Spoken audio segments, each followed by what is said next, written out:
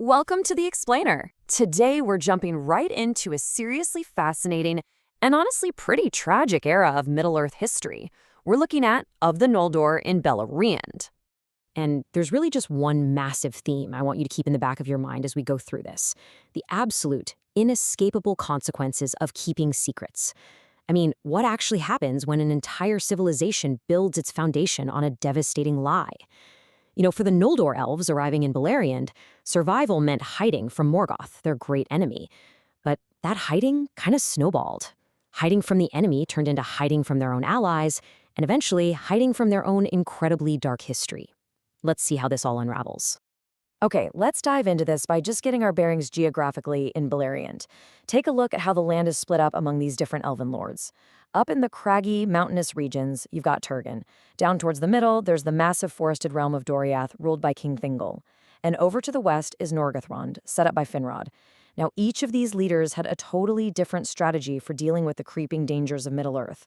For Turgon and Finrod, they decided that absolute secrecy, digging deep into subterranean or completely hidden fortresses, was literally their only hope against Morgoth.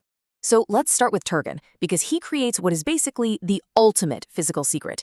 Guided by Ulmo, the Vala of Water, Turgon stumbles upon the hidden vale of Tumludin.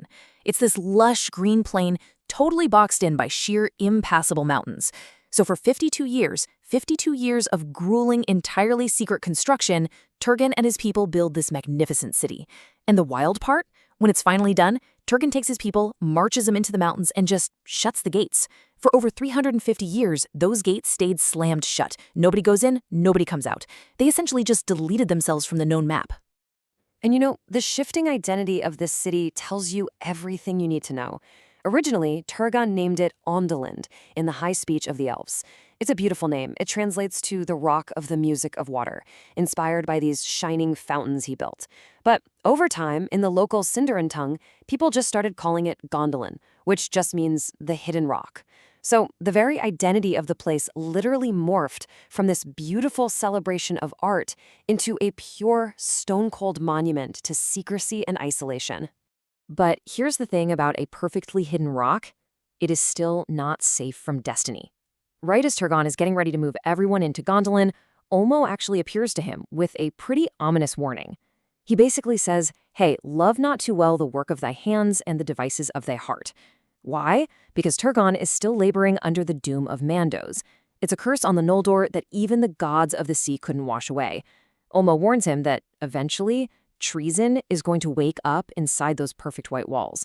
And to prepare for that inevitable ruin, Ulmo tells Turgon to leave a specific sword and set of armor behind in his old, abandoned halls. That way, a future messenger could find them and prove who he is. It's wild, even at the absolute peak of his success. Turgon is flat out told his secret is not going to last forever.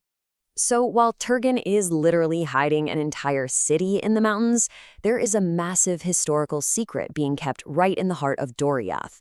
That's the central forested realm ruled by King Thingol and Melian the Maya. Now, Melian was incredibly wise. She could practically feel this dark shadow hovering over her guest, Galadriel of the Noldor. Melian knew for a fact that something terrible had gone down before the Noldor showed up in Beleriand, but she just couldn't quite see the details. Naturally, Melian presses her on it. And Galadriel? She pulls a classic half-truth maneuver. She openly admits, sure, we came to take vengeance on Morgoth because he stole our precious Silmarils and murdered our king, but look at what she completely leaves out. Absolute radio silence on the terrible oath of Fëanor. Not a single peep about burning the ships at Losgар. And worst of all, absolutely no mention of the Kinslaying. That horrific event where the Noldor actually slaughtered their fellow elves just to steal their ships? Melian, though, she's way too perceptive for that. She looks right at Galadriel and says, a darkness you would cast over the long road from Tirium, but I see evil there. The thing is, a secret of that magnitude, shared by that many people, there is no way it stays buried. Before long, these whispered tales start circulating among the local elves, the Sindar. And Morgoth, being the Dark Lord that he is, sees the perfect opening. The Sindar were generally pretty trusting, pretty unwary, so Morgoth takes these completely true stories of the Noldor's bloody past and just cranks the dial, poisoning the truth with malicious, twisted lies. Eventually, these dark rumors find their way to Círdan the Shipwright, who gets seriously spooked and sends messengers straight to warn King Thingol. When this secret finally collides with reality, it is completely explosive. Just by pure chance, the sons of Finarfan, Finrod and Angrod, happen to be visiting Thingol right when he gets these rumors. Thingol is absolutely livid. He corners Finrod, accusing his guests of sitting at his dining table, quote, red-handed from murdering his own kin. I mean, just imagine the sheer tension in that room. Finrod is just sitting there, totally silent. He is caught. He refuses to betray the other Noldorian princes, but at the same time, he can't deny the accusations without lying to a king's face. His brother Angrod, though, he cannot handle the silence. Angrod just snaps under the crushing weight of these accusations. He yells out that they absolutely did not come red-handed. He blurts out the whole tragic truth right then and there, just to clear their names. He details the bloodshed at Alcalande, the doom of Mandos, and how their own people were brutally betrayed and forced to cross the deadly grinding ice. Angrod is essentially screaming, "We are the victims here. Why are we the ones being called traitors?" But man, the damage is already done. The ultimate secret, the Kinslaying, is finally out in the open. Now, to fully grasp the fallout of this secret getting out, we really need to look at the culture, and specifically the language. At this point in Middle-earth, there were two primary elven languages bouncing around. You had the High Speech of the West, which was the native, everyday tongue of the exiled Noldor, and then you had Sindarin, which was the local language used by the native elves of Beleriand, including King Thingol's people. And this brilliantly illustrates the sheer power of cultural isolation. Because Thingol doesn't just ask his guests to pack up and leave, he issues a totally devastating decree. He outright bans the Noldor tongue from his entire realm. He forbids his own people, the Sindar, from ever speaking it. Actually, scratch that. He goes further. He forbids them from even answering to it if they happen to hear it. He declares that anyone caught using the high speech will be immediately branded an unrepentant kinslayer and a traitor. This is, without a doubt, the ultimate form of political and cultural cancellation. So, what does this all mean for the grand history of Middle-earth? Well, out of sheer grief and honestly a good bit of spite, the native elves strictly followed Thingol's command. Everywhere across Beleriand, they completely shunned anyone speaking the high speech, which meant the exiled Noldor, these vastly powerful lords, were forced to entirely adopt Sindarin for their daily lives just to function in society. Their native tongue was permanently demoted. It became just a language of lore, something whispered only among the Noldorin lords in private.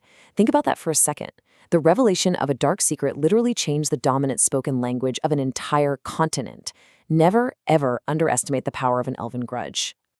Tracing the final thread of this shadow takes us back down to the west, to where Finrod Felagund had carved out his own massive, secret underground realm of Nargothrond. He had stood there, witnessed Thingol's absolute wrath, and truly felt the crushing weight of the doom of Mandos, that heavy curse hanging over his people for the things they'd done. The secret was out, right? And the consequences were rapidly closing in. While he's hosting his sister Galadriel in this grand finished fortress, she casually asks him why he hasn't taken a wife. And in this sudden, genuinely chilling moment of foresight, Finrod realizes the inescapable truth of his situation. He says, "An oath I too shall swear, and must be free to fulfill it, and go into darkness, nor shall anything of my realm endure that a son should inherit." Finrod realizes that despite this incredibly majestic hidden city he built, he's totally doomed. He'll leave no heir, and his realm is going to fall. So I'll leave you with this final thought. If the greatest, most secretive fortresses of the elves were built by a people who were already cursed to go into darkness, was their civilization just doomed to fall before the very first stone was ever laid? What ultimate fate actually awaits a people trying to outrun their own history? Thanks for hanging out with me for this explainer, and keep questioning those secrets of the past.